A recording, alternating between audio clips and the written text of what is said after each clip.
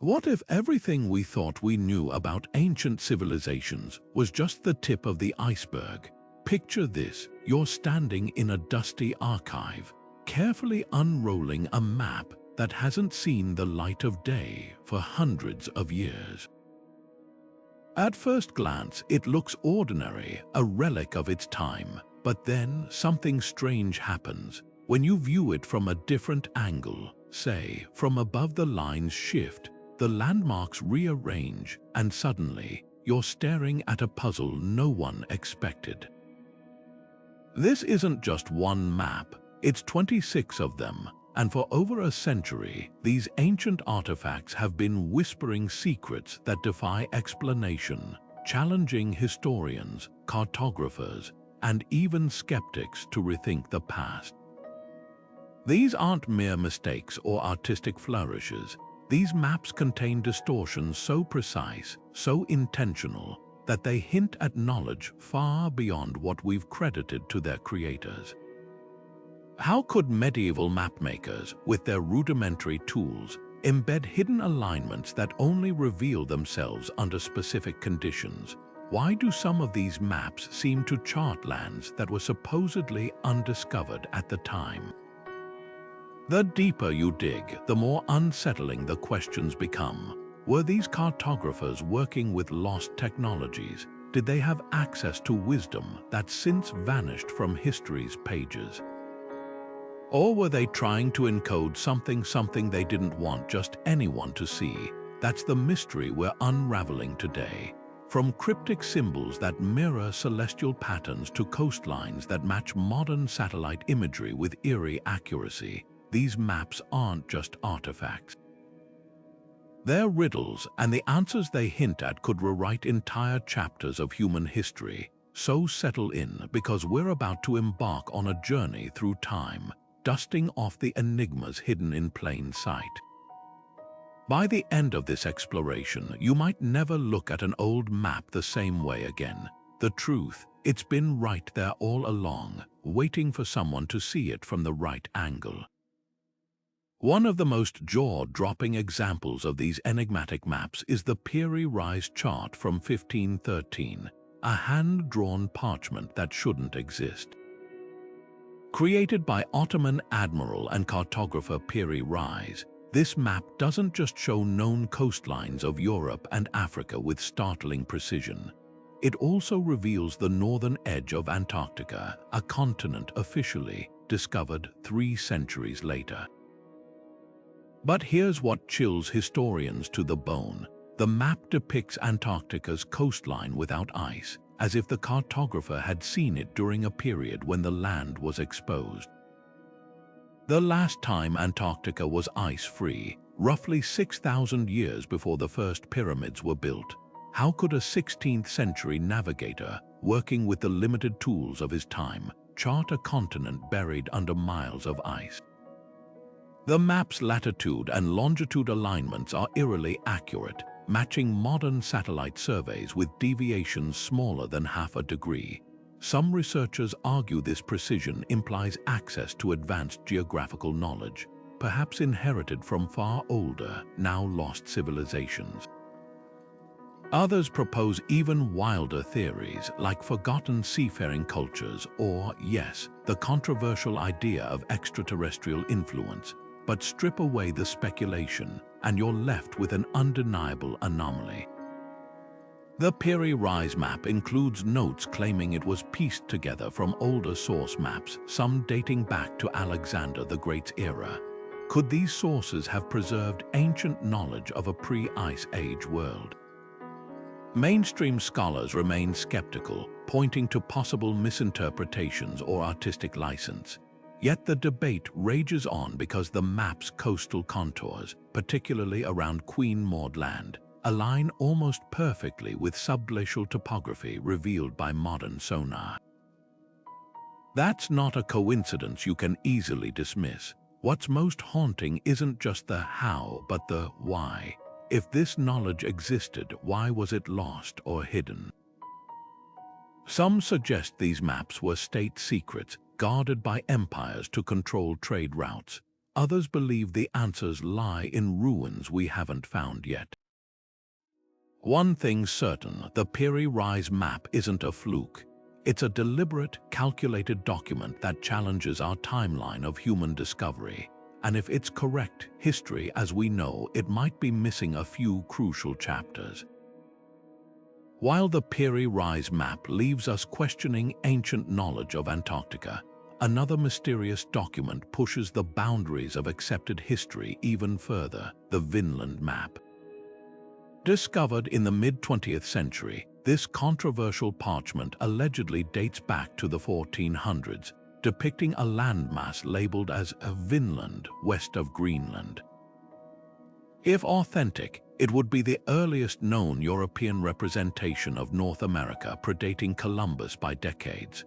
What makes this map so explosive is its uncanny alignment with Viking sagas, which described Norse explorers reaching a fertile land they called Vinland around the year 1000. The map's defenders point to tantalizing details. Its depiction of Greenland's coastline is surprisingly accurate for the medieval period, matching Norse sailing routes. Even more intriguing, the ink contains traces of anatase, a titanium compound found in some medieval manuscripts, a detail forgers in the 1950s likely wouldn't have known to replicate. Supporters argue this chemical fingerprint proves the map's age, suggesting it was copied from earlier Viking charts, but the skeptics aren't convinced. They highlight oddities like the map's Latin text using phrasing more common in modern times than the Middle Ages. Some even claim the ink's composition, while containing medieval elements, shows subtle inconsistencies that hint at tampering. So where does the truth lie? The Vinland map exists in a shadowy space between revelation and hoax. If it's genuine, it rewrites the story of European contact with the Americas, proving the Vikings not only reached North America, but also shared that knowledge widely enough for it to appear on a 15th century chart. But if it's a forgery, it's one of the most sophisticated in history, a carefully crafted deception designed to exploit gaps in our understanding of medieval cartography. What's fascinating isn't just the debate over the map's authenticity, but what it reveals about how history gets written. Even if the Vinland map were conclusively proven fake, the Viking sagas and archaeological evidence, like the excavated Norse settlement at Elance Orks Meadows in Newfoundland, still confirm that Europeans crossed the Atlantic centuries before Columbus. The map's real power might lie in how it forces us to confront the biases in our historical narratives. Why is it so hard to accept that medieval people might have known more about the world than we've given them credit for? And if this map is genuine, how many other forgotten voyages might have slipped through the cracks of history? The Vinland map doesn't just challenge timelines, it challenges our assumptions. Whether it's a medieval masterpiece or an elaborate fake, it forces us to ask uncomfortable questions about what we think we know. And in that tension between proof and possibility, the map's greatest legacy might be the way it keeps us searching for answers. If the Piri Reis and Vinland maps hint at knowledge ahead of their time, the Waldseemüller Map of 1507 takes the mystery to another level entirely. This is the document that literally put the Americas on the map, quite literally. For the first time in history, a cartographer dared to depict these lands not as scattered islands but as a continuous continent, labeling it America in honor of explorer Amerigo Vespucci. But here's where things get strange. While Europe's understanding of the New World was still hazy at best, this map captures South America's eastern coastline with near-modern precision. The curve of Brazil, the bulge of the Amazon delta, it's all there, rendered with an accuracy that shouldn't have been possible just 15 years after Columbus's first voyage. How did German cartographer Martin Waldseemüller achieve this? Some historians point to rumored Portuguese expeditions that may have secretly charted the coast decades earlier.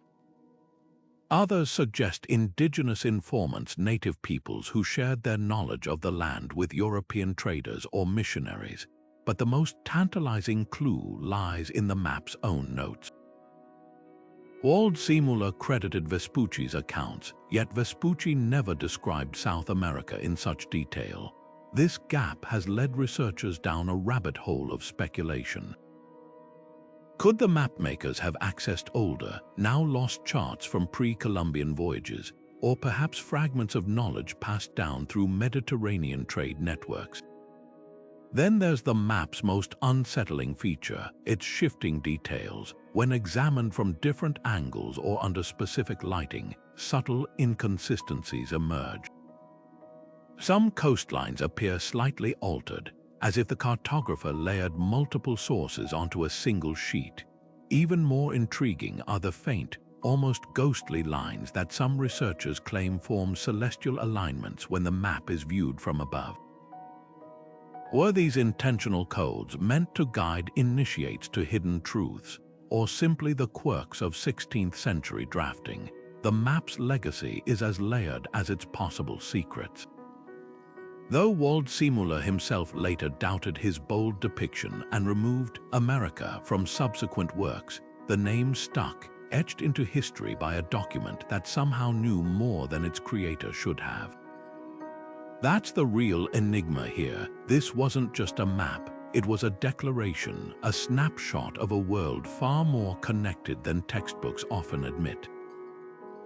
Whether through stolen knowledge, forgotten explorers, or something even harder to explain, the Waldseemuller Map forces us to confront a haunting possibility: that the age of discovery wasn't about finding new lands, but rediscovering what had already been known and lost long before.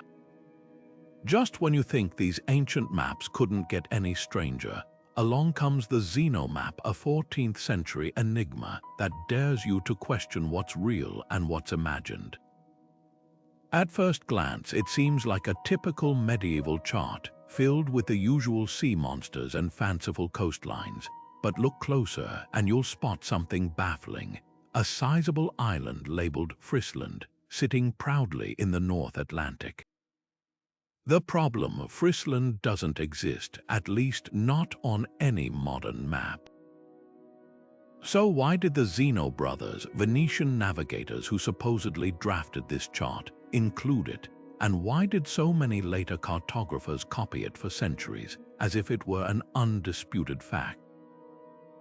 Some scholars dismiss Frisland as a simple case of mistaken identity, perhaps a mislabeled Iceland or the Faroe Islands, distorted by the fog of pre-modern navigation. But others aren't so quick to write it off. When you overlay the Zeno map with modern satellite data, something peculiar happens. The Phantom Island's shape aligns eerily with shallow underwater banks near Greenland, areas that would have been exposed land during the last ice age. Could Frisland be a ghostly memory of a sunken landmass, preserved in oral traditions or lost sailors' logs? There's even a fringe theory that it represents a fragment of the legendary Atlantis, though most historians roll their eyes at that idea. Then there's the map's bizarre internal consistency. The Zeno brothers claimed their chart was based on expeditions led by their ancestor, Niccolo Zeno, in the late 13th century, a time when few Europeans ventured that far north. Yet the map includes details like accurate fjord depths and coastal currents, suggesting first-hand knowledge. Even stranger, the distortions aren't random. When viewed from above, Frisland's outline mirrors the symmetry of certain Norse navigational sigils, symbols used by Viking sailors to mark safe passages. Was this island a coded reference to a secret trade route or a rich fishing ground? The mystery deepens when you trace Frisland's afterlife. For over 200 years, it appeared on reputable maps, including those by famed cartographers like Mercator. Explorers even claimed to have landed there, though their descriptions varied wildly. By the 1700s, the island had vanished from charts, dismissed as a myth. But here's the twist. Modern sonar surveys have revealed submerged plateaus in the North Atlantic that match Frisland's described location, places where the seafloor suddenly rises, as if something once stood there. So was Frisland a mistake, a mirage, or a lost piece of geography? The Zeno Map refuses to give up its secrets easily. Maybe it's a testament to how fragile human knowledge can be, how easily a place can slip from memory, leaving only a shadow on parchment. Or maybe it's a clue waiting for the right explorer to decode its meaning. Either way, this phantom island reminds us that history's map is still full of blank spaces, and some of them might hide truths we've forgotten. While the Zeno Map taunts us with phantom islands, another chart from the 18th century presents an even colder mystery, one buried under miles of ice. Enter the Bewatch map, crafted by French geographer Philippe Bewatch in 1737. At first glance, it seems like any other speculative map of its era, filled with hypothetical landforms and educated guesses. But tilt your perspective and something extraordinary emerges. The map depicts Antarctica, a continent not officially discovered for another 80 years, with shocking detail. Not as a frozen wasteland, but as a landmass split by deep inland waterways and channels, as if Bewatch had seen it during a time when the ice had retreated. Here's where it gets unnerving. Modern sonar and satellite surveys reveal that beneath Antarctica's ice sheets lie hidden valleys and submerged rivers, features that match Bewatch's map with unsettling accuracy. How could an 18th century cartographer, working without the benefit of aerial imaging or seismic technology, depict topography that wouldn't be confirmed for another 2 centuries? Skeptics argue Bewatch simply made lucky guesses, extrapolating from earlier explorers' fragmented reports. Yet the map's precision in places like the underwater Gambetsev mountain range, a feature unknown until the 1950s, defies easy dismissal. Bewatch himself claimed he pieced together his map from ancient sources, including charts he attributed to Phoenician and Greek navigators. Could these lost documents have preserved memories of Antarctica from a warmer epoch, when early seafarers might have glimpsed its ice-free coasts?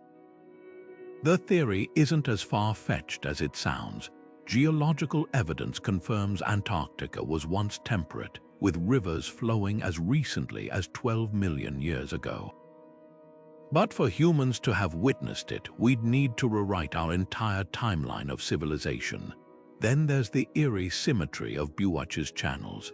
When viewed from above, they align almost perfectly with the continent's tectonic fractures, features no cartographer of his time could have known.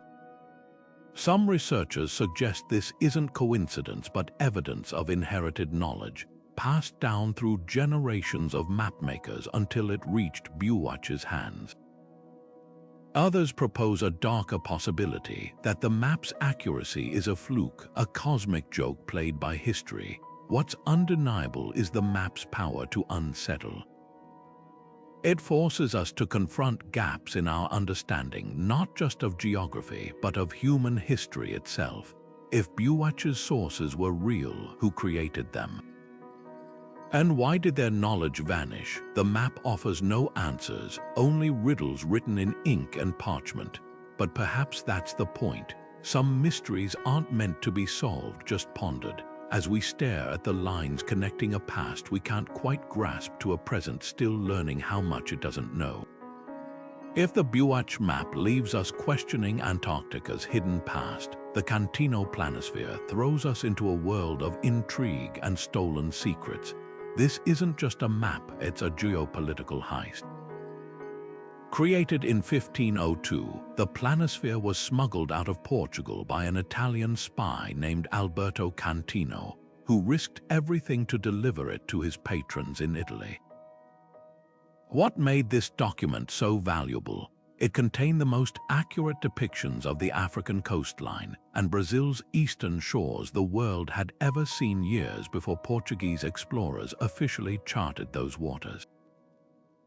The detail is so precise, It's as if the cartographer had access to classified navigational logs or secret voyages never recorded in history books. The map's origins are shrouded in whispers of espionage. Portugal guarded its maritime discoveries like state secrets, punishing leaks with imprisonment or worse. Yet somehow, Cantino's contacts inside the Lisbon court obtained charts so advanced they included trade winds and currents only seasoned sailors would know. Some historians believe disgruntled navigators or rival spies slipped these details to foreign agents. Others suggest the map's creators pieced together fragments of older, lost charts perhaps from Arab or Phoenician traders who'd ventured far beyond documented routes. Either way, the Cantino Planosphere wasn't just a navigational tool. It was a weapon in the cutthroat race for global dominance, but the real mystery lies in the map's hidden layers.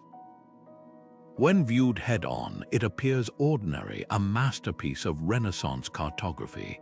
But tilt it under light, and faint lines emerge, tracing alternate coastlines or what some researchers believe are coded trade routes. One subtle shift reveals a phantom island near Brazil, labeled High Brasil, a mythical land from Irish folklore. Another angle highlights a distorted stretch of West Africa that, when corrected, aligns perfectly with modern satellite data. Were these errors deliberate, meant to mislead rival powers, or do they hint at knowledge the mapmakers couldn't openly display? Then there's the eerie precision of Brazil's coastline. The map captures the curve of Bahia and the mouth of the Amazon with near-scientific accuracy, decades before Europeans established settlements there. How some point to clandestine expeditions, like the rumored voyage of Duarte Pacheco Pereira, who may have secretly mapped Brazil in 1498. Others speculate indigenous informants shared their knowledge with European traders, creating a patchwork of truths and legends. The Cantino Planosphere doesn't just challenge history, it plays with it. It's a document of shadows where every line might be a clue or a red herring.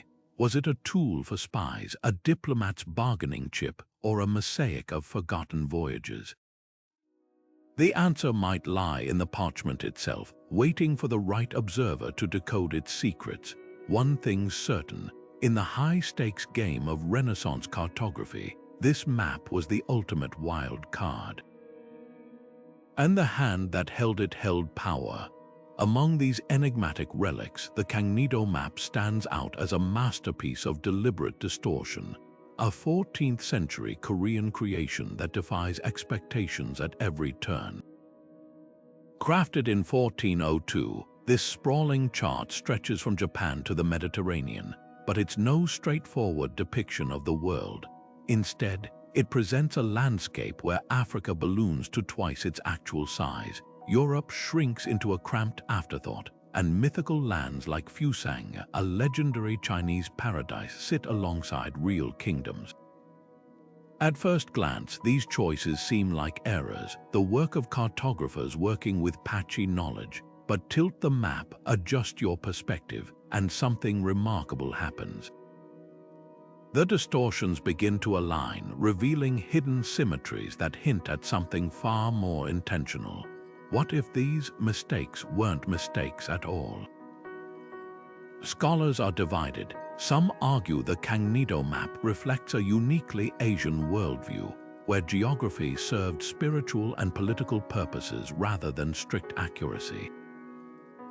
The exaggerated Africa, for instance, might symbolize the continent's legendary wealth in medieval Asian trade networks, a place of ivory, gold, and exotic beasts. Europe's shrunken form could reflect its perceived insignificance in Korean diplomatic circles at the time. Others propose the map's distortions encode celestial patterns, mirroring ancient astrological beliefs that tied earthly realms to the stars. When viewed from above, certain landmasses align with constellations described in Chinese astronomical texts, almost as if the map was meant to be read as much by scholars of the heavens as by sailors.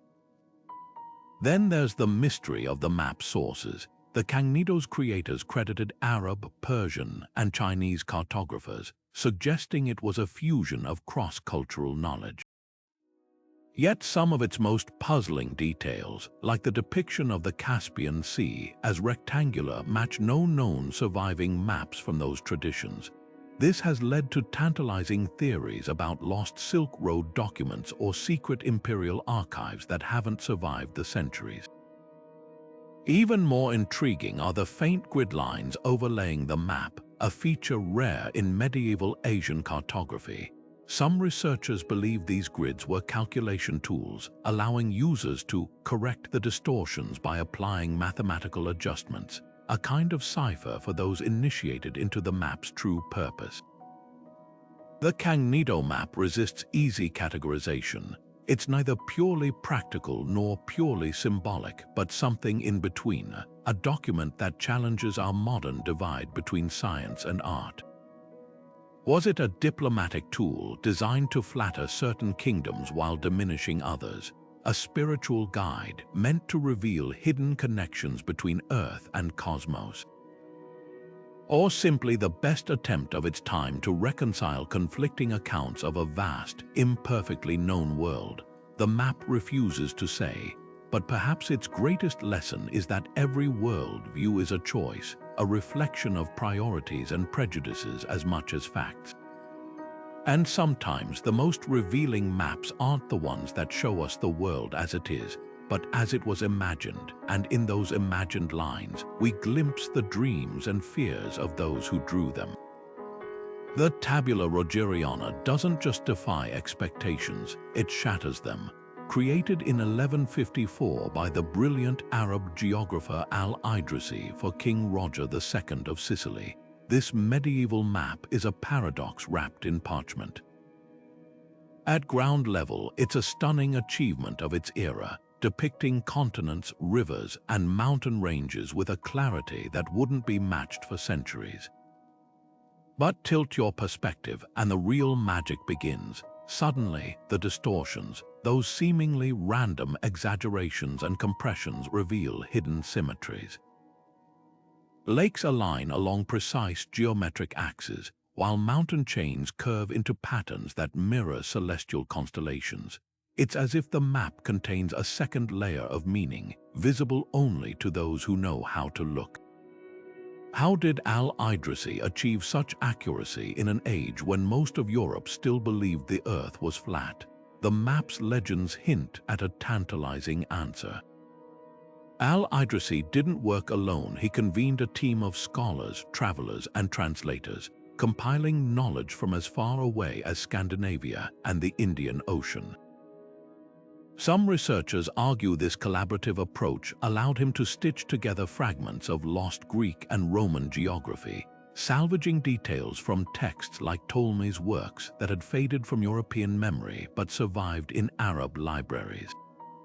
Others point to the map's uncanny resemblances to early Chinese cartography, suggesting secrets may have traveled the Silk Road long before Marco Polo. But the real enigma lies in the distortions themselves. Why would a map so precise in some areas deliberately warp others? One theory suggests these weren't errors but coded references to trade routes or resource deposits, disguised to protect valuable knowledge from rival kingdoms. Another proposes the distortions align with sacred geometries, embedding spiritual or astrological significance into the landscape. When viewed from above, certain flaws in the Mediterranean coastline trace the same proportions found in Islamic architectural masterpieces like the Alhambra, as if the map was meant to harmonize earth and heaven. Then there's the matter of scale. The Tabula Rogeriana places lakes hundreds of miles apart with near GPS accuracy, yet it exaggerates the size of Sicily, King Roger's domain, far beyond its true proportions. Was this flattery a cartographer's nod to his patron, or something subtler? Modern geographers have noticed something unsettling. When you adjust for the map's selective scaling, the entire landmass fits a mathematical projection used in modern surveying. It's as if Al-Idrisi had access to principles of geodesy that wouldn't be rediscovered for another 600 years. The map's crowning irony, it was nearly lost to time. While European cartographers stumbled through the Dark Ages, the Tabula Rogeriana gathered dust in Sicilian archives, its secrets ignored. By the time scholars rediscovered it, the world had moved on, dismissing its precision as luck. But luck doesn't explain how a 12th century map could chart the Nile's tributaries or the contours of the Black Sea with such fidelity. Luck doesn't account for the hidden patterns that emerge when you view it not as a flat sheet, but as a multidimensional puzzle. Perhaps that's the real lesson here. The Tabula Rogeriana isn't just a map, it's a mirror. It reflects not only the world as it was known, but the boundless curiosity of those who sought to understand it. And in its distortions, we might find the most honest truth of all, that every map is a story shaped by the hands that draw it and the eyes that later try to read between the lines. The Hereford Mappa Mundi isn't just a map, it's a window into the medieval mind, where faith and geography collide in breathtaking ways. Created around the year 1290 in Hereford Cathedral, this massive parchment stretches over 5 feet tall, its inked surface teeming with biblical scenes, mythical beasts, and real-world cities all jostling for space. At first glance, it looks like a chaotic jumble, a cartographer's fever dream, but shift your gaze to an aerial view and suddenly the chaos transforms.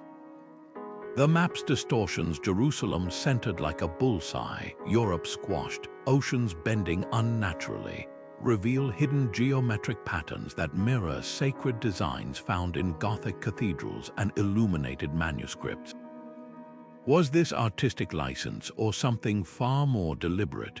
What sets the Mappa Mundi apart is its unabashed blending of the spiritual and the terrestrial. Eden perches at the top, a tangible place waiting to be rediscovered. The Red Sea isn't just a body of water, it's painted blood red, a permanent testament to Moses' miracle. Even the creatures scattered across the margins carry symbolic weight. The phoenix symbolizes resurrection, while the cannibalistic Blemii tribe warns of moral corruption. This isn't geography as we understand it today. It's theology in ink, a visual sermon meant to guide the viewer's soul as much as their body. Yet beneath the piety lies a puzzle. When scholars superimposed the map's layout over sacred geometric templates, like the Fibonacci spiral or the golden ratio, the alignment was too precise to ignore.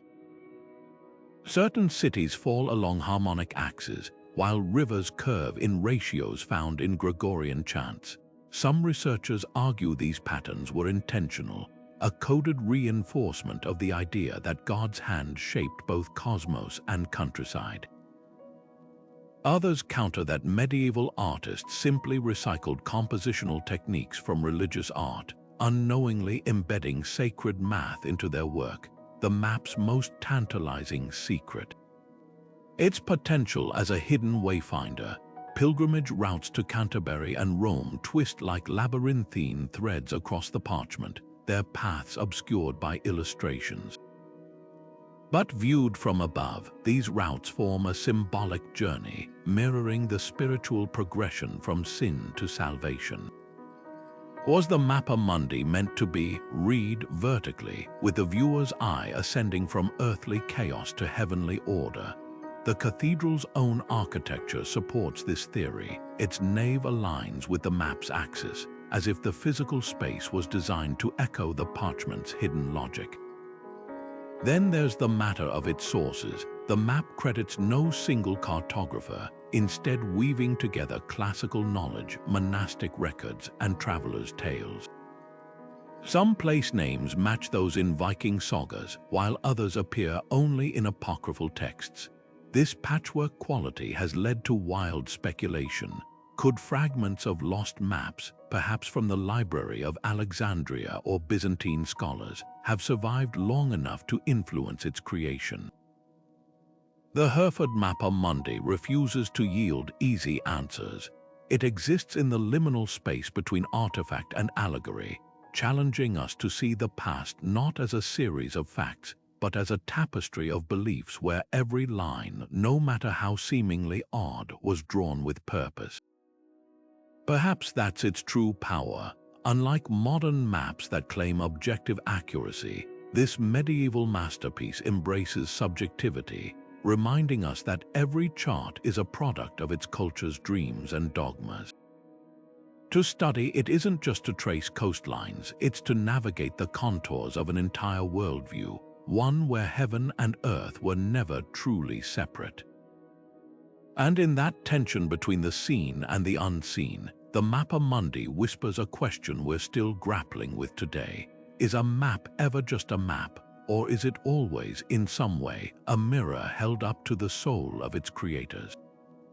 The Oronce map doesn't just defy expectations, it turns them upside down, quite literally. Picture a world not as a flat sheet or a perfect sphere, but as a gracefully curved heart, its continents stretching and compressing to fit an impossible silhouette. Created in 1531 by French mathematician Oronce, this map is more than a cartographic oddity. It's a masterpiece of Renaissance ingenuity, a puzzle wrapped in symbolism and mathematical precision. At first glance, the heart shape seems whimsical, almost poetic, but tilt the map, adjust your perspective, and suddenly the distortions snap into focus. Coastlines align, latitudes correct themselves, and what appeared to be artistic license reveals itself as a sophisticated projection system centuries ahead of its time. Fenet's method was no accident. The heart-shaped projection, a precursor to modern, cordiform maps, was a deliberate attempt to reconcile the curvature of the Earth with the flat plane of parchment. Unlike the Mercator projection, which wouldn't emerge for another 3 decades, Fenet's design minimized distortion near the equator while exaggerating polar regions, a compromise that allowed navigators to plot more accurate courses. But here's the catch. Achieving this balance required advanced trigonometry and spherical geometry, disciplines still in their infancy in 16th century Europe. How did Fenet, working alone, crack a problem that stumped many of his contemporaries? Some scholars argue he borrowed from lost Arab or Greek texts, perhaps salvaged from libraries in Constantinople or smuggled out of Moorish Spain. Others point to his collaborations with astronomers, suggesting celestial observations provided the missing pieces, yet the map's true enigma lies in its hidden layers. When viewed from a 45-degree angle, the heart shape collapses into a near-perfect representation of the Earth's eastern hemisphere, with Europe, Africa, and Asia falling into proportional harmony. This isn't just clever drafting, it's a deliberate visual cipher, a way to encode multiple perspectives into a single sheet. Was Fenet protecting trade secrets, or was he hinting at a deeper truth that no single projection could ever capture the Earth's complexity? Then there's the symbolism. The heart, long associated with both love and knowledge in Renaissance iconography, might have been Fenet's commentary on the marriage of science and art. Or perhaps it was a nod to the Sacred Heart motif popular in Catholic Europe, subtly reinforcing the Church's dominion over earthly and heavenly realms. But the most provocative theory comes from a handful of fringe researchers who claim the map's distortions align with ancient surveying techniques attributed to the legendary Atlantis. They argue Fenet's grid matches descriptions in Plato's dialogues, a stretch for mainstream historians, but a tantalizing thread for those who see echoes of lost civilizations in medieval maps. What's undeniable is the map's lasting influence. Though eclipsed by Mercator's more utilitarian design, Fenet's heart-shaped Earth inspired generations of cartographers to experiment with form and function. It reminds us that every map is a negotiation between truth and representation, between the known and the unknowable. And sometimes the most enduring mysteries aren't hidden in cryptic symbols or phantom islands, but in plain sight, shaped like a heart that dared to reimagine the world. Gerardus Mercator's 1569 world map didn't just change navigation, it reshaped how humanity saw itself. At first glance, his famous projection seems riddled with glaring inaccuracies. Greenland stretched to the size of Africa, Antarctica smeared into an endless fringe, continents warped like reflections in a funhouse mirror. But tilt the map, view it from the angle of a 16th century sailor, and suddenly those distortions snap into focus as strokes of genius. Mercator wasn't trying to depict the Earth as it was. He was designing a tool, a mathematical cheat sheet for navigating the high seas. Every line on his grid, every exaggerated landmass, served a singular purpose: to let sailors plot straight-line courses across curved oceans without constantly recalculating their compass bearings. The brilliance and controversy of Mercator's design lies in its cold, calculated trade-offs. To preserve directional accuracy, the map sacrifices proportionality, inflating northern latitudes to absurd dimensions. A ship sailing from Lisbon to the Caribbean could follow a single, unwavering compass heading thanks to this distortion, but the cost was a worldview that subtly privileged Europe's place in the global imagination. Over time, as the map became the standard in classrooms and atlases, its side effects seeped into culture. Nations near the equator appeared smaller, less significant, while colonial powers like Britain and Russia ballooned on the page, reinforcing subconscious hierarchies of power. Yet reducing Mercator's legacy to mere political symbolism misses the audacity of his innovation. Imagine the challenge he faced, translating a spherical planet onto flat parchment without GPS, without satellites, armed only with rudimentary trigonometry and the scattered logs of explorers. His solution, wrapping the Earth in a cylindrical grid where lines of longitude stay parallel, wasn't just practical, it was revolutionary. Modern cartographers still use variants of his projection for nautical charts, a testament to its enduring utility. Even NASA early moon missions relied on Mercator-inspired maps to plot trajectories. The debate over the map's legacy mirrors deeper tensions in how we visualize power. Does a map's value lie in its technical precision or its cultural consequences? Can a tool designed for sailors be fairly judged by the unintended biases it later propagated? Some scholars argue that Mercator's critics conflate utility with ideology, that his goal was never to dominate minds, but to conquer the chaos of open water. Others counter that all maps are political acts, whether their creators acknowledge it or not. The truth likely lies somewhere in between. What's undeniable is how Mercator's grid, when viewed from space, reveals its true nature, not a mirror of reality, but a lattice of human ingenuity. The continents may be stretched like taffy, but the room lines, those diagonal routes sailors followed, remain mathematically pristine. In that tension between distortion and function, we see the heart of cartography itself. Every map is a compromise, a negotiation between truth and usefulness.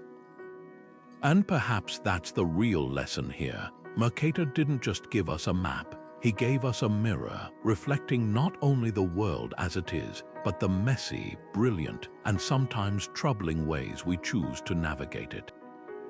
The Urbano Monte map doesn't just sit on parchment, it comes alive. Crafted in 1587 by the Milanese nobleman and scholar Urbano Monte, this 60-sheet masterpiece was never meant to lie flat.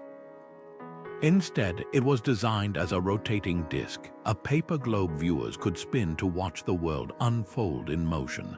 At first glance, the static version seems chaotic: continents stretched, poles distorted, oceans crammed with sea monsters and sailing ships.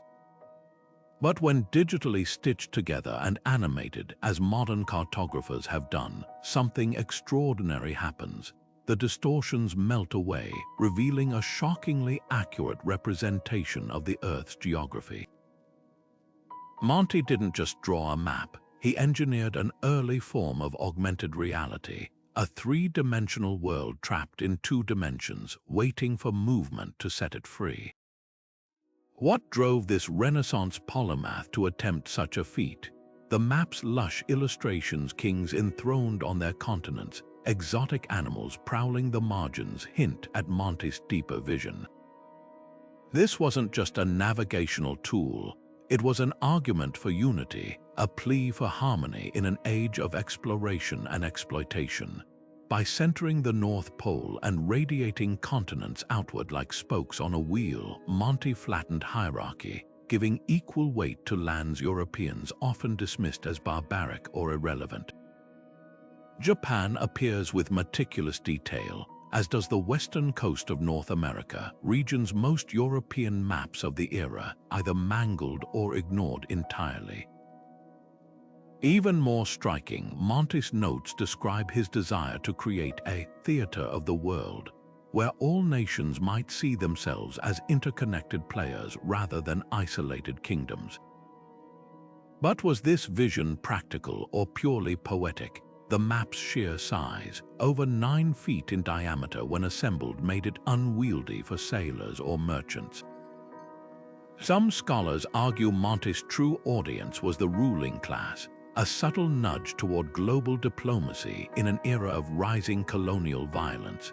Others see it as a philosophical experiment, an attempt to reconcile ancient Greek theories of cosmic harmony with the flood of new geographic data pouring in from explorers.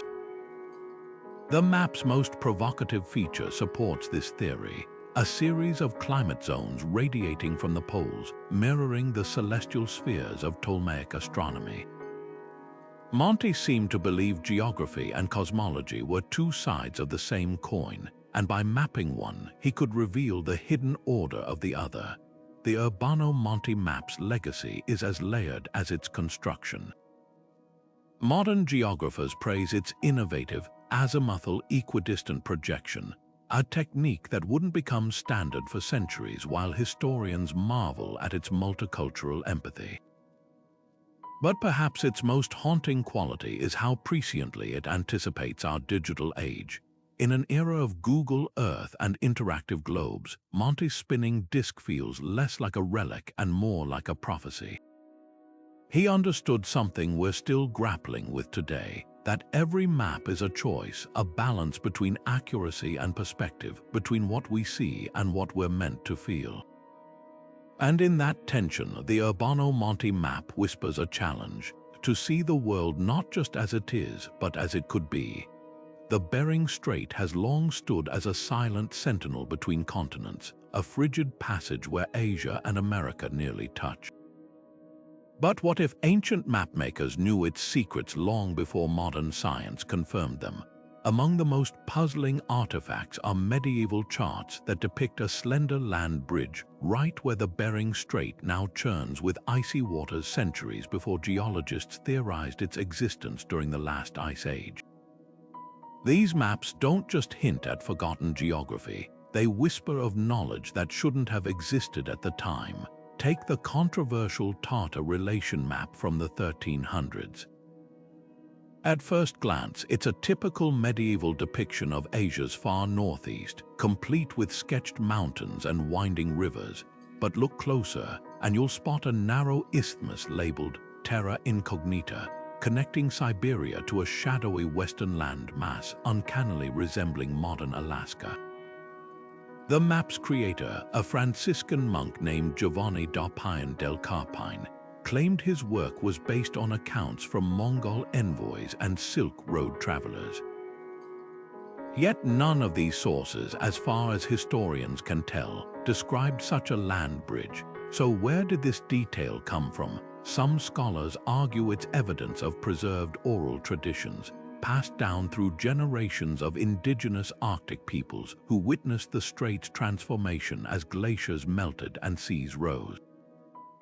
Others propose something even more provocative. that the map reflects fragments of far older surveys, perhaps from seafaring cultures now lost to time. Then there's the Zeno Atlas, another medieval puzzle. While best known for its phantom island of Frisland, this chart also includes a curious distortion, a stretched landmass bridging what we now recognize as the Bering Strait region. When viewed from above, the distortion aligns almost perfectly with geological models of Beringia, the Ice Age land bridge that once allowed humans and animals to cross between continents. The implications are staggering. If these maps weren't mere guesses, how did their creators grasp such precise details about a landscape buried under rising seas for over 10,000 years? The most compelling clue might lie outside cartography altogether. Indigenous Yupik and Chukchi oral histories speak of a time when the waters were lower and the ancestors walked where the whales now swim. These accounts, dismissed as myth for centuries, now align eerily with geological evidence of Beringia's submergence around 11,000 years ago. Could ancient mapmakers have integrated such stories into their charts, blending first-hand exploration with ancestral memory? Or did they have access to something even more extraordinary, like fragments of maps from Ice Age civilizations advanced enough to chart their vanishing world? The Bering Strait mystery forces us to confront uncomfortable gaps in history. If these maps are right, they suggest pockets of knowledge surviving far longer than we've assumed, carried through millennia by cultures we're only beginning to understand. And if they're wrong, well, their mistakes are some of the luckiest in cartographic history. Either way, they remind us that the past isn't always as distant as it seems. Sometimes it's hiding in plain sight, waiting for us to connect the dots across time and tide. Claudius Ptolemy's maps from the 2nd century shouldn't be this precise. At a time when most of Europe believed the world was flat, this Greco-Egyptian scholar plotted cities from Britain to Sri Lanka using a grid of latitude and longitude, a system so advanced it wouldn't be widely adopted again for over 1,000 years. But here's where it gets strange. When modern researchers overlay Ptolemy's coordinates with satellite data, they don't just find random errors. The mistakes cluster in eerie, deliberate patterns, as if someone had tweaked the map for reasons we can't yet fathom. Were these distortions accidents of history, or something far more intentional? Take Alexandria, Ptolemy's home city. His coordinates place it slightly northeast of its true location, a small discrepancy, until you notice the same shift applies to every major city along the Mediterranean coast. It's as if the entire region was slid along an invisible axis. Some scholars argue this was a simple miscalculation, a misjudgment of the Earth's circumference. Others point out that the errors align almost perfectly with older Babylonian measurements, suggesting Ptolemy might have borrowed from and slightly misapplied ancient sources lost to time. But then there's the curious case of the British Isles. Ptolemy's map stretches Scotland unnaturally eastward, compressing Ireland into a misshapen oval.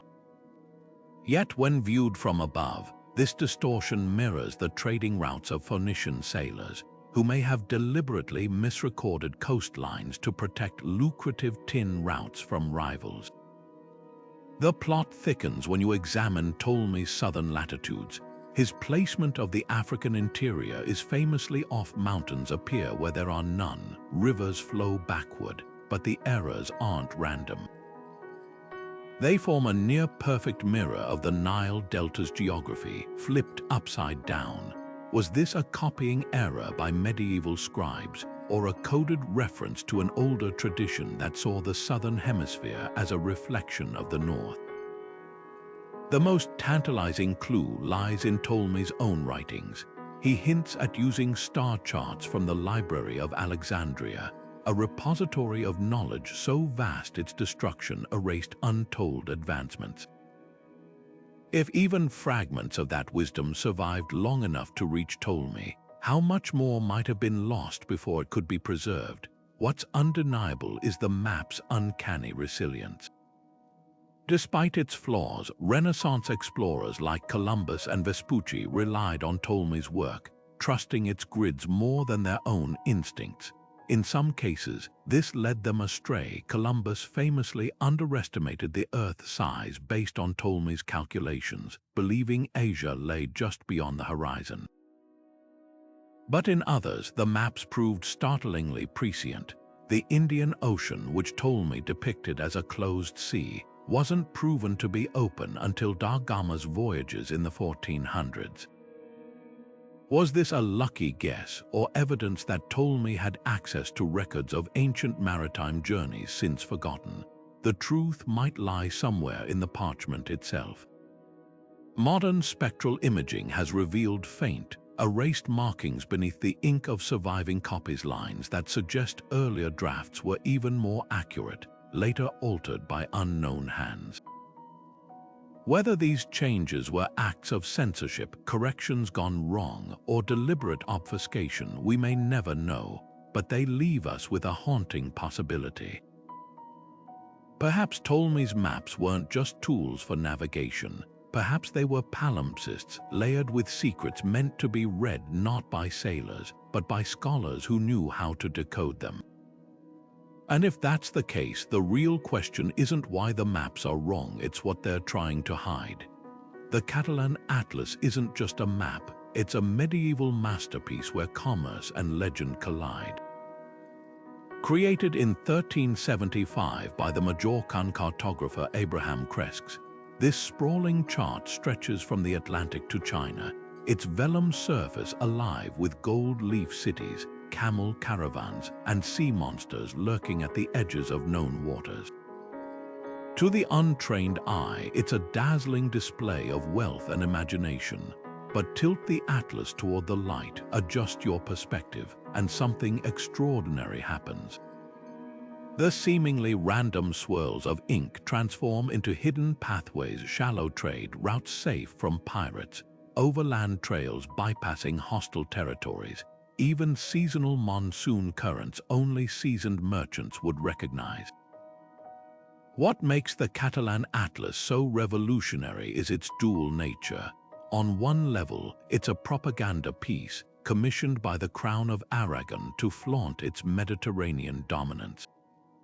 The lavish depictions of Mali's gold-laden King Mansa Musa and the spice-rich markets of Alexandria weren't just decorative, they were advertisements luring merchants to ports under Aragonese control.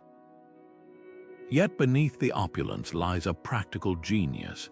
The Atlas's distortions, long dismissed as artistic flourishes, actually encode vital navigational shortcuts.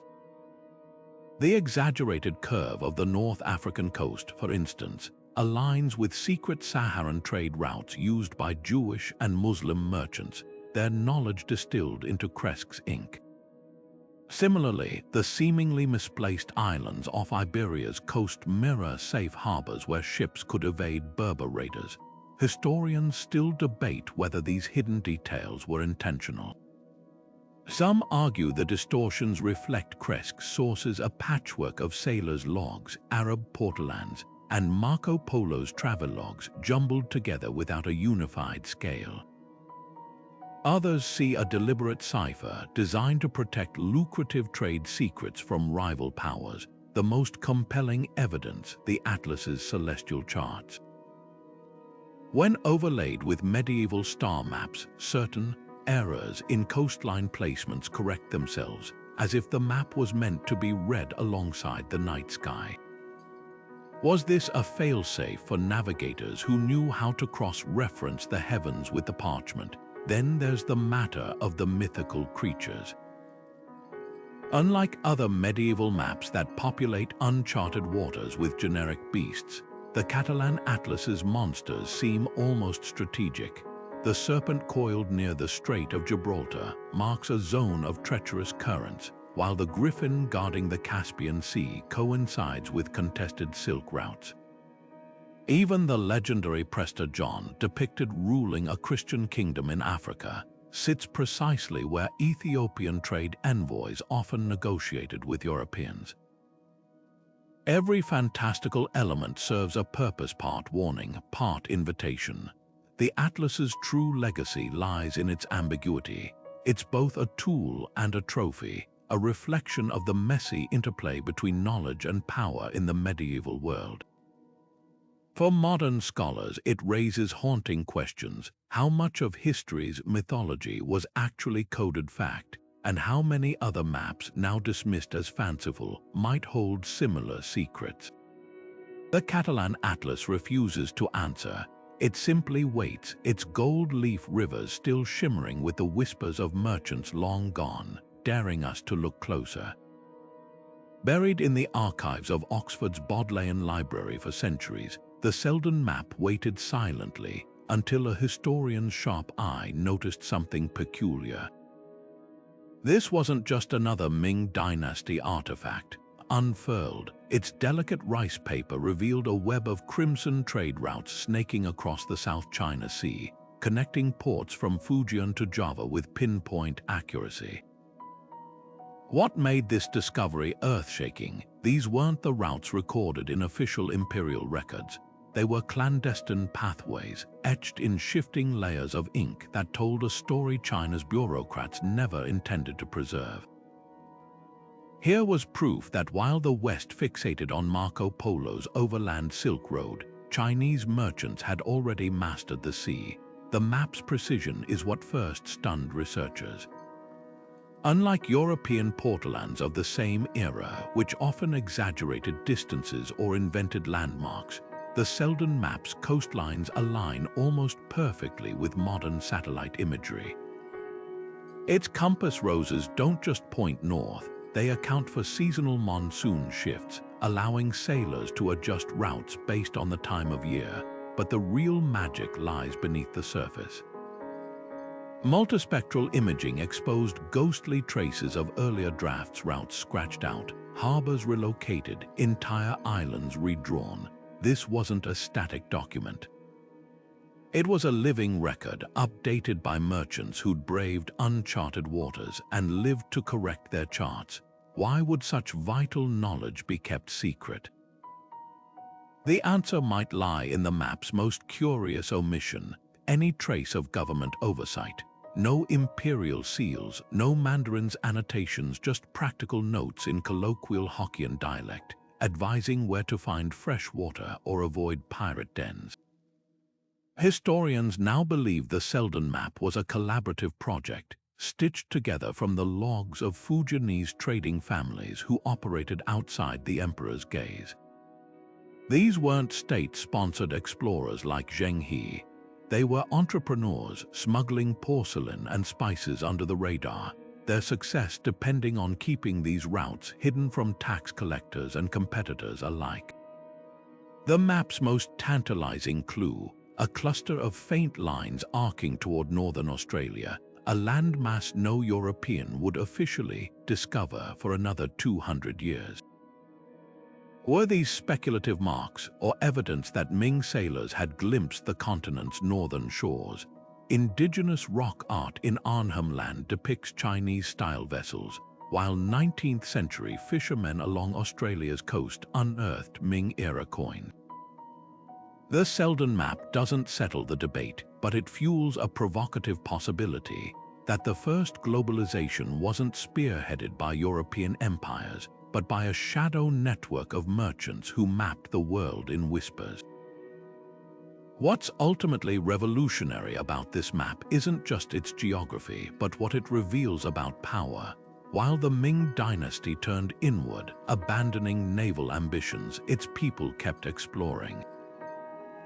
Their knowledge, preserved on this single sheet of paper, challenges the myth that China ever truly closed its doors. The Selden map is a testament to the stubborn human urge to venture beyond borders, whether kings approve or not. And in its fading ink, we see the ghost of a world much more connected and much more daring than history books ever let on. The Da Vinci Globe doesn't just challenge history, it defies logic. Imagine holding an ostrich egg no larger than your palm, its surface etched with continents and seas so precise they could only belong to the Renaissance.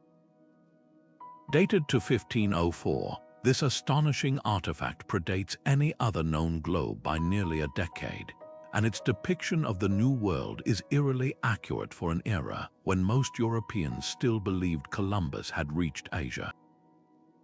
But here's the twist. The globe's distortions, the way it warps coastlines and compresses oceans, match sketches from Leonardo da Vinci's notebooks with uncanny precision.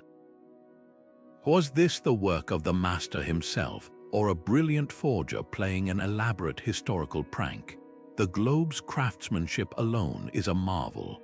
Each continent is rendered in meticulous detail, from the jagged outline of Africa's western coast to the tentative suggestion of a landmass labeled Mundus Novus, the New World. What's baffling is how the cartographer knew to include these features at all. In 1504, Vespucci's letters confirming the Americas as a separate continent hadn't yet spread through Europe, and Balboa wouldn't sight the Pacific for another 9 years. Yet the globe's creator not only knew of these lands, but positioned them with latitude markings suspiciously similar to Leonardo's geometric studies. Some researchers argue this alignment is no accident, that Da Vinci, with his network of merchant informants and insatiable curiosity, might have pieced together clues from clandestine voyages. Others counter that the globe's copper engravings, while exquisite, lack the maestro's signature flourishes, suggesting an imitator steeped in his techniques. Then there's the egg itself. Ostrich eggs were rare in Renaissance Europe, prized by collectors for their exoticism. To engrave one with a map would have required steady hands and specialized tools, the kind found in elite workshops like those Da Vinci frequented. But the globe's provenance is murky. It surfaced in the 1950s in a London antique shop with no paper trail to trace its origins. Skeptics pounce on this gap, calling it a modern fake designed to exploit Da Vinci's mystique. Yet scientific testing tells a different story. Microscopic analysis reveals where patterns consistent with centuries of handling, and the ink's chemical composition matches 16th century recipes. Even the egg's interior shows age-related cracks that would be nearly impossible to replicate artificially. The most compelling clue might lie in the globe's hidden layers. Under ultraviolet light, faint lines emerge, grids resembling Leonardo's studies of geometric projection, the same principles he applied to his famous Vitruvian Man. Could these grids be the fingerprints of his method, a way to translate spherical reality onto a curved surface, or are they red herrings planted to deepen the mystery? The globe's supporters point to a cryptic note in one of Da Vinci's journals, where he muses about the world in miniature, fit for a prince's cabinet. Detractors dismiss it as poetic musing. What's undeniable is the globe's power to unsettle. If genuine, it rewrites the story of geographic discovery, placing Da Vinci at the heart of a cartographic revolution. If fake, it's a masterpiece of deception, one that's fooled experts for decades. Either way, this tiny egg holds a colossal question. How much of history's genius was actually collective knowledge, passed in whispers between artists, explorers, and thieves? And how many other secrets might still be hiding in plain sight, waiting for the right light to reveal them? The Portland charts don't just defy medieval cartography, they mock it. Imagine a sailor in the 1300s, clutching a parchment that plots the Mediterranean's jagged coasts with near photographic precision, yet lacks the very grids, latitude and longitude, that should make such accuracy impossible. These weren't rough sketches, they were surgical in their detail, capturing harbors, coves, and even shifting sandbars with a fidelity that shouldn't have existed for another 400 years. And here's the kicker. When you lay a modern satellite image over a portland like the famed Cartography, the coastlines overlap almost perfectly. How? That's the question that's haunted historians for centuries. The most baffling feature isn't the coastlines, it's the room lines. Those spiderweb-like grids radiating from compass roses weren't just decorative. They were navigational cheat sheets, allowing sailors to plot straight courses by aligning their compasses to the lines. But here's the twist. When viewed from above, these lines form geometric patterns so precise, they echo the sacred geometry found in Gothic cathedrals. Some researchers argue this isn't coincidence. The lines intersect at key ports, creating hidden nodes that mirror ancient trade routes or even astrological alignments. Were these charts encoded with secrets, or was their design a fluke of practicality? Then there's the mystery of their origins. Portlands appear fully formed in the late 13th century, with no crude prototypes to trace their evolution. Most are unsigned, their creators lost to time. The few clues we have only deepened the enigma. Notes on the Cortona chart claim it was copied from an ancient master map, while the Dulcet Portland of 1339 includes place names in Arabic, Latin, and a lost dialect of Catalan. This patchwork of languages hints at a collaborative effort, or perhaps a salvage operation with medieval cartographers stitching together fragments of older, far more advanced maps. Theories about their precision range from the plausible to the fantastical. Some historians suggest the charts were compiled from thousands of sailors' logs, their collective knowledge distilled into a single, near-perfect representation. Others point to the possibility of inherited knowledge secret maps from Roman or Phoenician navigators, preserved in monastery libraries or Moorish Spain's vast archives. But the most controversial idea comes from a handful of researchers who have noticed something eerie. When certain portlands are adjusted for magnetic declination, shifts, changes in Earth's magnetic field over centuries, their accuracy improves. This implies the original sources might date back to a time when the magnetic poles were in different positions, possibly millennia earlier. What's undeniable is the portland's eerie foresight. They depict islands like Santorini with volcanic calderas that weren't formally mapped until the 19th century. They include depth soundings for harbors no medieval ship could have safely navigated without them. And then there's the elephant in the room, their gridless design. Latitude and longitude were known concepts by the time portlands appeared, yet these charts ignored them entirely, as if their makers trusted a different system, one we've since forgotten. Perhaps that's the real lesson here. The portland charts don't just challenge our timeline of navigational science. They force us to confront the uncomfortable idea that some knowledge isn't linear, that it can be lost, rediscovered, and lost again. Whether they're the work of unsung geniuses or the last echoes of a drowned civilization's wisdom, these maps refuse to fit neatly into history's boxes. And that's what makes them so endlessly fascinating. They're not just maps, they're messages in a bottle, washed ashore from a time we're still struggling to understand.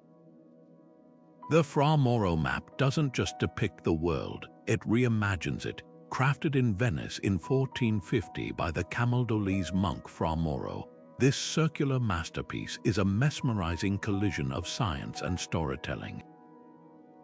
At first glance, it looks like a typical medieval mappa mundi, with Jerusalem at its heart and fantastical creatures lurking at the edges.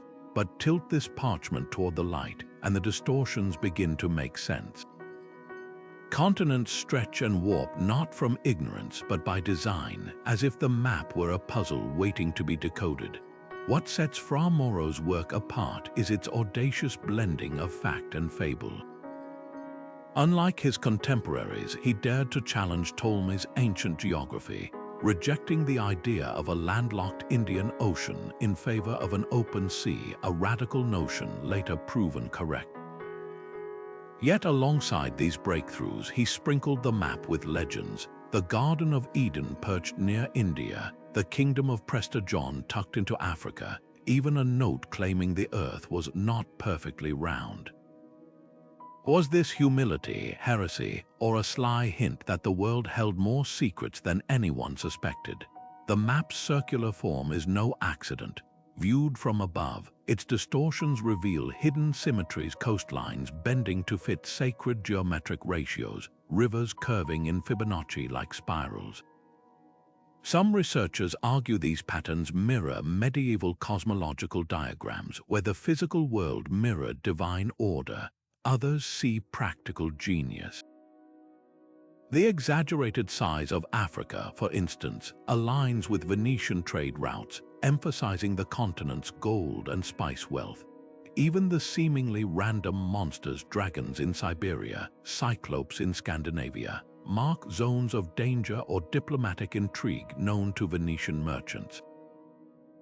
Fra Mauri's sources deepen the mystery. His notes credit trustworthy travelers, from Ethiopian monks to Arab navigators, suggesting a globe-spanning network of informants. But some details defy explanation. How did he depict the jagged contours of the Sunda Islands with such accuracy, decades before Europeans reached Southeast Asia? Why does his outline of Scandinavia match Norse sagas lost to most of Mediterranean Europe? The most tantalizing clue lies in a corner inscription. I have corrected this work by the light of reason. Was that light his own, or borrowed from some forgotten atlas moldering in a library? The map's true power lies in its contradictions. It's both a scientific instrument and a sacred artifact, a diplomatic tool and a work of art. Fra Mauro didn't just draw borders, he drew connections between continents, between eras, between the seen and the unseen, and that's what makes his map timeless. It refuses to be just one thing. Like the world it portrays, it's layered, elusive, and richer than any single perspective can contain. To study, it isn't just to trace coastlines, it's to navigate the boundaries of human knowledge itself. The Rot's Atlas isn't just a collection of maps, it's a smoking gun in the shadowy world of Renaissance espionage. Commissioned by England's Henry VIII in 1542, this lavish atlas was the work of French hydrographer Jean Rots, a man whose loyalty was as fluid as the coastlines he charted. At first glance, its pages seem typical of the era: gilded borders, swirling sea monsters, and the occasional misplaced island. But lean closer, and the details start to unravel a conspiracy.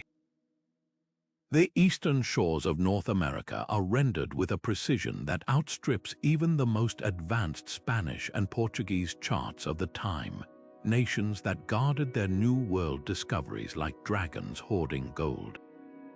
So how did Rots, a Frenchman working for the English crown, get his hands on such coveted intelligence? The answer might lie in the atlas's shifting lines.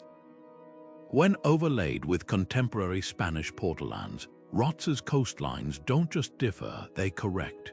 Rivers appear where Spanish maps show blank spaces, and harbors are meticulously detailed in regions Spain claimed as terra incognita. These aren't artistic liberties, they're surgical updates, as if Rots had access to stolen logs from Iberian caravels. Historians now suspect he did. Rots had ties to the Deep School, a network of French cartographers rumored to pay informants in Lisbon and Seville for smuggled navigational data.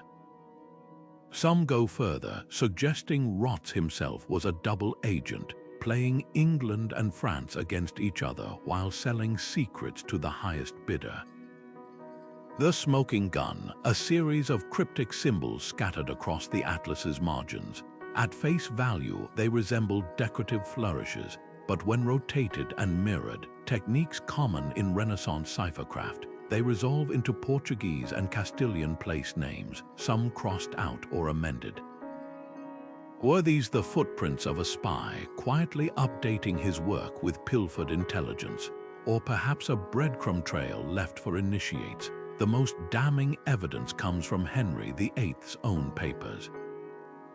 Treasury records show unexplained payments to Rots far exceeding his official salary, alongside a note ordering the atlas kept from all strangers' eyes.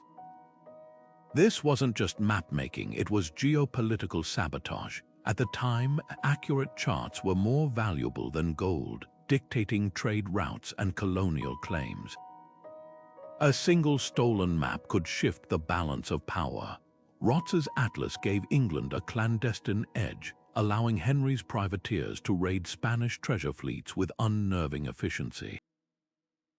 But the real prize wasn't just the land it depicted. It was the hidden knowledge of ocean currents and safe anchorages, the kind of intelligence that turned pirates into empires. The Rots Atlas forces us to confront an uncomfortable truth. The age of exploration was also the age of deception. Behind every discovery lay a web of spies, smugglers, and double crosses. Maps weren't just guides, they were weapons, and cartographers like Rots were the original hackers, cracking the codes of rival nations one coastline at a time. In that light, his atlas isn't just a relic. It's a blueprint for how information, then as now, is the ultimate currency of power. And sometimes the most explosive secrets aren't hidden in vaults, they're hiding in plain sight, disguised as art. The Blue maps gleam like jewels of the Dutch Golden Age, their gilded borders and intricate engravings proclaiming an era of unrivaled maritime dominance. But beneath the artistry lies a calculated deception. Willem Bleu wasn't just mapping the world, he was reshaping it to flatter his patrons. Take his iconic 1635 map of the Americas. Dutch colonies sprawl with exaggerated prominence, while Spanish holdings shrink into insignificance. The message was clear. These weren't neutral documents. They were weapons of soft power, designed to inflate the Netherlands' global stature during its bitter rivalry with Spain and Portugal. What makes these distortions so insidious is their subtlety. Unlike crude propaganda, Bleu's manipulations hid in plain sight. Rivers in Dutch-controlled Brazil run thicker and darker, drawing the eye. Cities under the Dutch East India Company's rule glow with ornate cartouches, while rival settlements fade into the background. Even the compass roses those ornate star-like symbols point disproportionately toward Dutch trade routes, as if the very winds conspired to favor Amsterdam's merchants. Scholars call this cartographic silencing, the deliberate erasure of inconvenient truths. When Bleu's team mapped Africa, for instance, they minimized the reach of Portuguese forts, rendering vast stretches of coastline empty and ripe for Dutch exploitation. But the map's true genius and their enduring relevance lies in their duality. To wealthy collectors, they were objects d'art, displayed in cabinets of curiosity as proof of worldly sophistication. To navigators, they were functional tools, their coastal details meticulously accurate where it mattered most. And to politicians, they were blueprints for ambition, their selective geography whispering that the world was smaller, more manageable, and more Dutch than it truly was. This wasn't just vanity, it was geopolitics disguised as craftsmanship, a way to normalize expansionism through beauty. The legacy of these distortions still echoes. Modern advertisers shrink subway lines near luxury neighborhoods on real estate maps. Governments redraw electoral districts to dilute opposition votes. Even digital platforms like Google Maps face accusations of algorithmic bias, favoring certain businesses over others. Bleu's maps remind us that every representation of the world is a choice, and those choices are never innocent. They shape what we see, what we value, and ultimately what we believe is possible. So the next time you unfold a map, ask yourself, whose world are you really looking at? And more importantly, whose world has been left off the page? The Cassini maps didn't just chart France. they redefined what a map could be. In the 1700s, while most of Europe still relied on guesswork and folklore to sketch their kingdoms, the Cassini family embarked on an audacious project to measure every inch of France using the cutting-edge science of triangulation. Picture teams of surveyors hauling cumbersome theodolites up church steeples and hilltops, their sight lines crisscrossing the countryside like an invisible web. The result, a series of maps so precise they were accurate to within a few hundred feet, a staggering achievement for the era. But look closer and you'll notice something peculiar. Certain roads curve just slightly off their true paths. Forests appear thicker in some regions, rivers narrower in others. These weren't mistakes. They were deliberate distortions, a cartographic sleight of hand that reveals the map's dual purpose: to enlighten, yes, but also to control.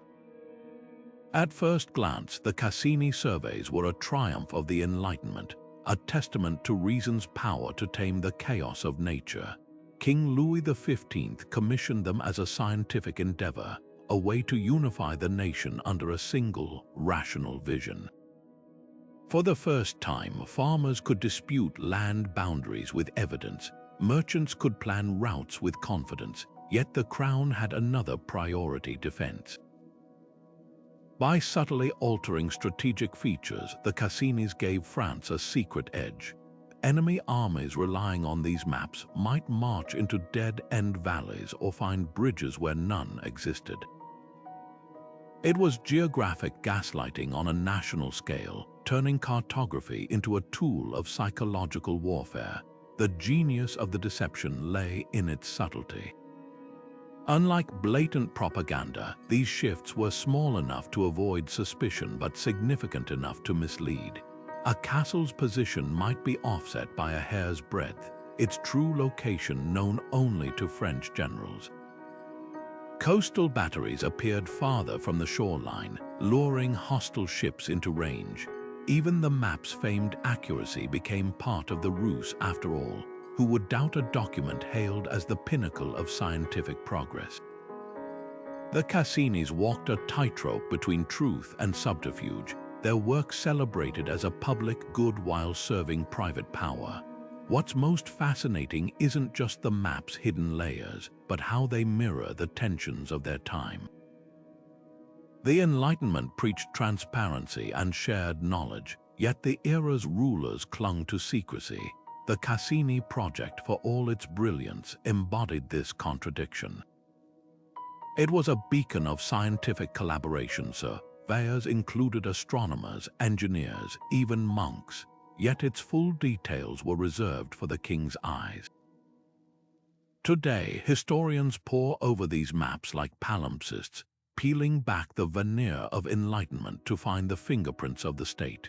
The Cassini legacy endures in unexpected ways. Modern satellite imagery confirms the map's startling precision, their grids aligning with GPS data centuries later. But their true lesson isn't about accuracy, it's about trust. Every map is a negotiation between what's shown and what's hidden, between the ideal of objective truth and the realities of power. The Cassinis knew this better than anyone. They gave France a mirror, but one that reflected only what the crown wished to see. And in that delicate balance, they crafted something far more than a map. They crafted a weapon dressed as a masterpiece. The journals of Lewis and Clark are celebrated as milestones of American exploration, their maps heralded for opening the West to a young nation. But look beyond the ink trails and carefully marked riverways, and you'll notice something peculiar: blank spaces where there should be detail, odd bends in otherwise precise routes, whole stretches of land labeled simply as uninhabited when indigenous communities had thrived there for generations. These aren't just innocent gaps in knowledge. When modern researchers overlay these maps with oral histories from tribes like the Mandan, Shoshone, and Nez Perce, a startling pattern emerges. Sacred sites, burial grounds, vision quest locations, ceremonial gathering spots consistently fall in those blank zones or just beyond distorted river bends. Was this cartographic evasion accidental? The journals hint otherwise. Clarke's notes mention deliberate omissions, citing concerns about protecting the privacy of our Indian friends. Yet these noble sentiments clash with the expedition's broader mission to chart territory for future settlement. By leaving sacred sites off official maps, Lewis and Clarke may have shielded them from immediate exploitation, but they also erased them from the record, making it easier for later settlers to claim the land as empty. It's a paradox that cuts to the heart of exploration ethics. Were these omissions an act of respect, or a quiet form of complicity in the dispossession that followed? The distortions themselves tell a darker story. In one section of the map, a deliberate misplacement shifts the location of a Mandan village by several miles. Tribal historians argue this wasn't a surveying error. It was a tactic. By obscuring the village's true position, the expedition may have been protecting their indigenous allies from rival trappers or hostile tribes. But this same distortion also made the village invisible to government land agents, who later declared the area unclaimed. The maps became tools of both preservation and erasure, their lines carrying consequences no one at the time could fully anticipate. Modern geographers have tried to correct these maps by cross-referencing them with indigenous knowledge. The results are revelatory. A bend in the Missouri River that seemed like a drafting error aligns perfectly with a Lakota creation site when rotated 90 degrees. A missing mountain in Clarke's notes matches a sacred Blackfoot landmark omitted from later surveys. These aren't coincidences. They're evidence of a silent dialogue between explorers and the people who guided them. The Shoshone woman Sacagawea, often reduced to a footnote in textbooks, likely played a key role in these careful omissions. Her knowledge of the land's spiritual significance may have influenced what made it onto the page and what stayed hidden. The legacy of these maps lingers in today's battles over land rights. Tribal nations now use Lewis and Clarke's own gaps as evidence in court, arguing that the empty spaces on historic maps prove the existence of sites deliberately excluded from official records. It's a bitter irony. The very distortions meant to protect indigenous knowledge are now being wielded to reclaim it, but the ethical questions remain unresolved. Can a map ever be neutral when it's drawn by one culture atop another's sacred geography? And who gets to decide what's worth remembering or forgetting when the ink dries? Lewis and Clarke's maps are more than artifacts of discovery. They're palimpsests layered with unspoken agreements and unintended betrayals. To study them isn't just to trace the footsteps of explorers. It's to navigate the fault lines between curiosity and conquest, between preservation and power. And in those contested spaces, the real story of the West comes into focus not as a blank slate waiting to be filled, but as a landscape already dense with meaning, if only we know where to look.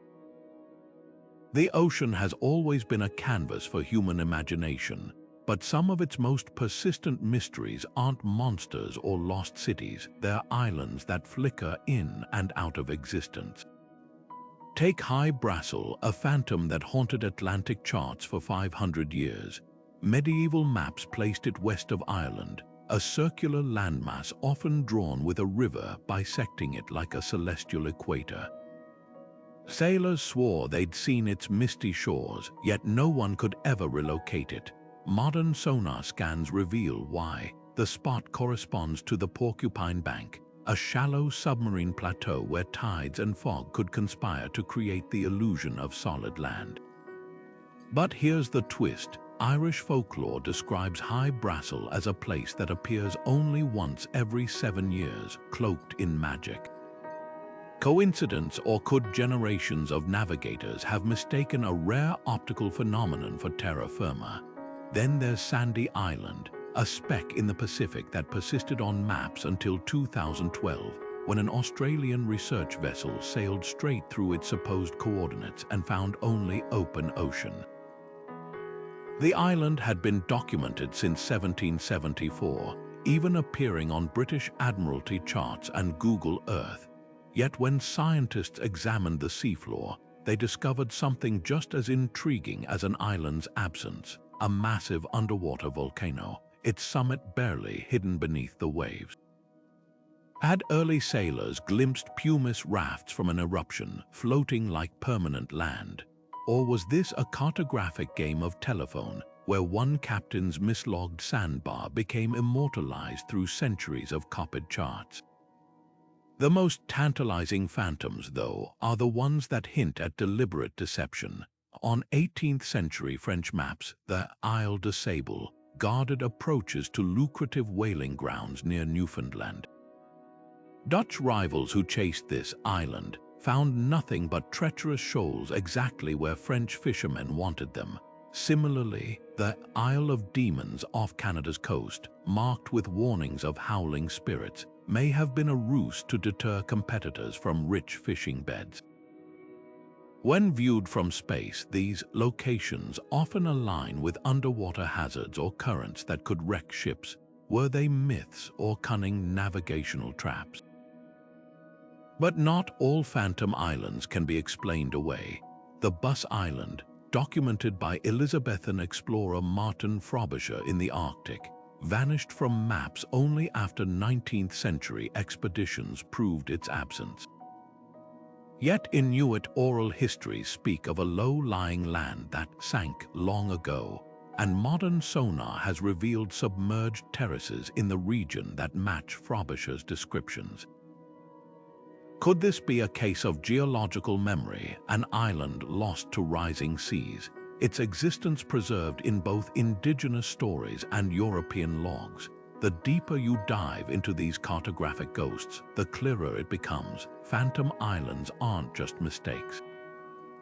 They're cultural artifacts, reflecting everything from navigational limits to political scheming, from the human brain's hunger for patterns to the ocean's mastery of illusion.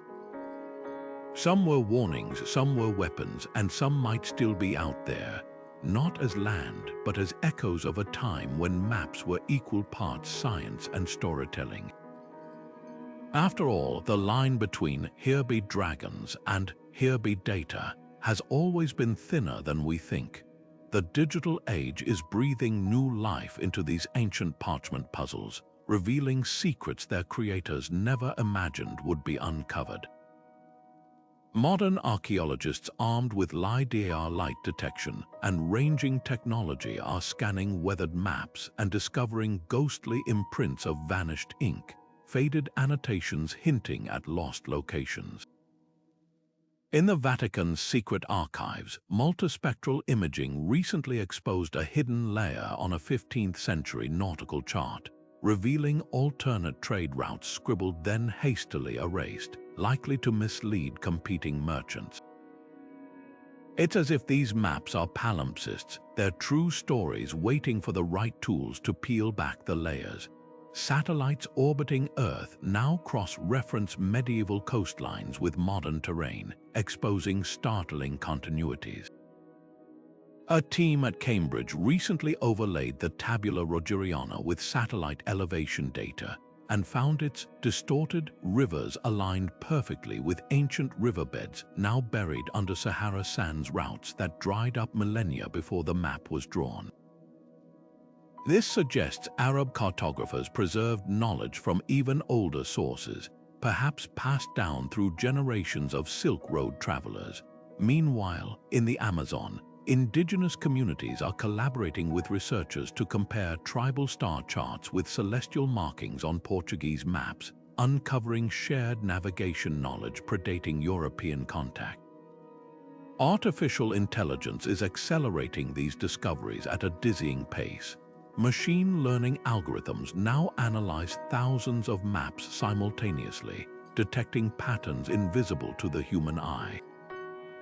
One project trained AI on Mercator's works and spotted subtle, repeating errors in longitude calculations flaws that traced back to a single misrecorded measurement in a stolen Arabic text. More provocatively, quantum computing promises to crack cartography's toughest codes. The Cantino Planosphere's encrypted trade winds, long dismissed as decorative flourishes, are now being modeled as quantum probability matrices, with early results suggesting they may encode seasonal current shifts known only to elite Portuguese navigators. Yet for all our technological prowess, the most profound revelations may come from blending old and new wisdom. In Australia, Aboriginal elders are working with geographers to decode Dreamtime stories etched onto 17th-century Dutch maps, finding correlations between songlines and coastal features. A Maori research team recently proved that Polynesian stick charts, long dismissed as primitive, actually model ocean swells with mathematical precision, rivaling modern hydrodynamic simulations. These collaborations are rewriting history not as a linear march of progress, but as a tapestry of interconnected knowledge. The next frontier lies in the maps we haven't yet rediscovered. Forgotten libraries in Istanbul and Timbuktu are rumored to hold undiscovered atlases, while divers scour sunken caravels for waterlogged portlands in their brine-preserved holds. As climate change melts permafrost, even older artifacts may emerge, perhaps even the legendary charts of the Silk Road's lost cartographers, or the fabled dragon maps of the Ming Dynasty's treasure fleets. One thing's certain, the golden age of map mysteries isn't behind us. It's just beginning to unfold, pixel by pixel, algorithm by algorithm, in a conversation between past and future that's far from over. These 26 maps aren't just relics collecting dust in archives. They're living conversations between the past and present, ink and paper time capsules that refuse to let history settle. Every shifted coastline, every phantom island, every deliberate distortion whispers a tantalizing question. How much did our ancestors truly know? The Piri Reis maps ice-free Antarctica, the Bewatch charts submerged valleys, the Kagnido's celestial symmetries. These aren't just oddities. They're breadcrumbs leading us down a path that might rewrite entire chapters of human ingenuity. But here's what's even more fascinating. The debate isn't just about geography. It's about the very nature of knowledge itself. Were these cartographers working with fragments of lost sciences, inherited from civilizations swallowed by time? Or were they simply brilliant observers, piecing together clues from traders, explorers, and the stars? The Vinland maps contested ink, the Zeno brothers' phantom Frisland, the Selden maps smuggled trade routes. Each artifact forces us to confront how fragile our understanding of history really is. What if the Dark Ages weren't so dark after all? What if the gaps in our records aren't gaps at all, but deliberate omissions, secrets kept for kings and spies? The beauty of these mysteries is that they refuse to stay in the past. Modern technology, LiDAR, AI, quantum computing, is peeling back layers we once thought were lost forever, revealing hidden grids, erased annotations, and coded symbols. Satellite overlays prove that some errors align with ancient riverbeds or tectonic shifts, while indigenous oral histories resurrect landmarks that colonial maps tried to erase. It's as if the maps themselves are daring us to look closer, to question not just what they show, but what they hide. So where does this leave us? With more questions than answers, and that's the point. The joy of history isn't in tidy conclusions. It's in the chase, the thrill of connecting dots across centuries. Maybe the next breakthrough will come from a dusty attic, a sunken shipwreck, or an algorithm analyzing ink compounds. Or maybe it's already here, waiting in plain sight on one of these parchment puzzles, just waiting for someone to see it from the right angle. If these maps teach us anything, it's that curiosity is the ultimate compass. So keep questioning, keep exploring, and most of all, keep listening, because the past isn't finished speaking. And who knows, the next great discovery might start with you, a fresh pair of eyes and the courage to ask, what if we've been reading this all wrong? Don't forget to like, subscribe, and join the conversation below. Your theory might be the missing piece someone else has been searching for. After all, history isn't a monologue, it's a dialogue. And you're officially in